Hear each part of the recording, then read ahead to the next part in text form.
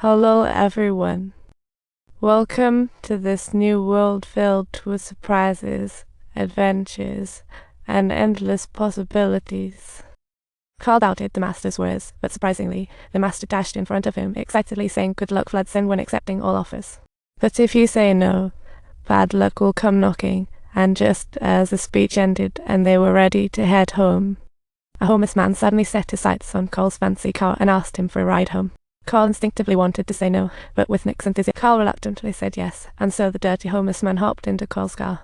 The homeless man wasn't satisfied. He borrowed Carl's phone, which surprisingly marked the start of a shift in Carl's mindset.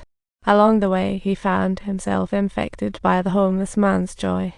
When the car reached a remote area, Carl's phone battery died, and as soon as the homeless man stepped out, he turned back to borrow some change again. With the mindset of being a good guy, Carl agreed to the greedy homeless man's request once more.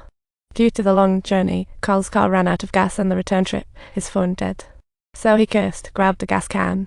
Little did he know this unexpected event would lead him to a woman who would change his life forever. Just like Carl, she had a penchant for doing quirky things and had in fact just downed a soda. Upon learning about Carl's plight, she was charmed by his sincerity.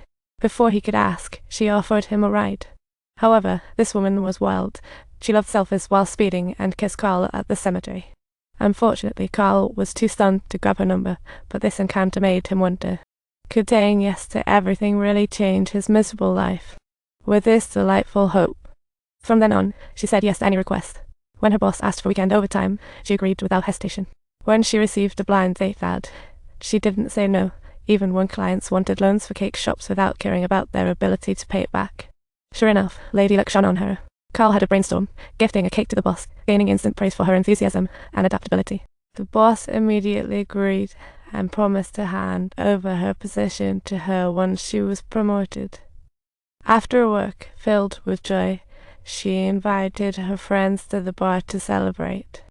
But as they drank, she began to loosen up, showcasing her long-hidden dancing skills, even loudly claiming she would cover the bill for everyone. Just as her friends dragged her to the bar, she accidentally unleashed her magnet, unwittingly offending a girlfriend's boyfriend. Faced with the challenge, Carl still said yes, and unsurprisingly, not long afterward, she received a harsh lesson. Indeed, the very next day. Carl was about to leave when the neighbour asked for furniture repair help, and she naturally obliged. But she had no idea the old lady had her eye on her, and in return, the old lady boldly stepped forward to make it, but this time Carl absolutely refused. Just as she was about to say no, disaster struck. Her clothes got stuck in the door, and as she yanked, she tumbled down the stairs. After that, she never dared to refuse anything again.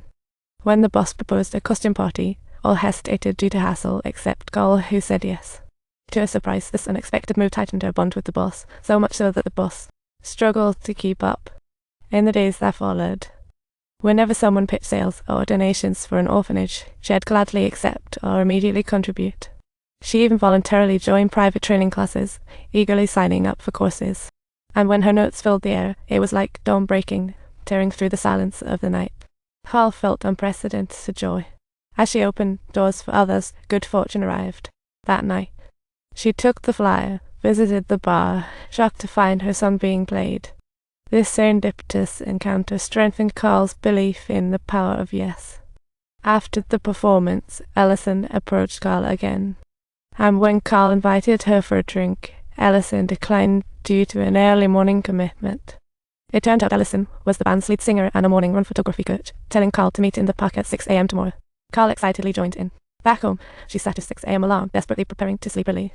Unexpectedly, her friend called to invite her to a party, and due to this sudden invitation, the bash went on and lasted until dawn.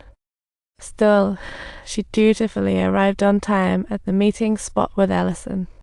With a buzz from the drinks coursing through her, Carl radiated enthusiasm and energy like a spring breeze. Her eyes sparkle, lips curve in a charming smile, every move exudes charisma.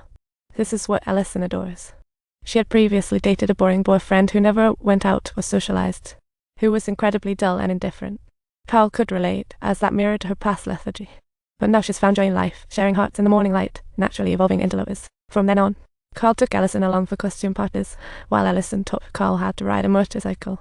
Occasionally, they would stay up late into the night, vaulting over fences to sneak onto the empty Hollywood open air stage, where Carl would let loose his heartfelt vocals, while Ellison harmonized, their voices echoing through the night sky, blossoming in their hearts.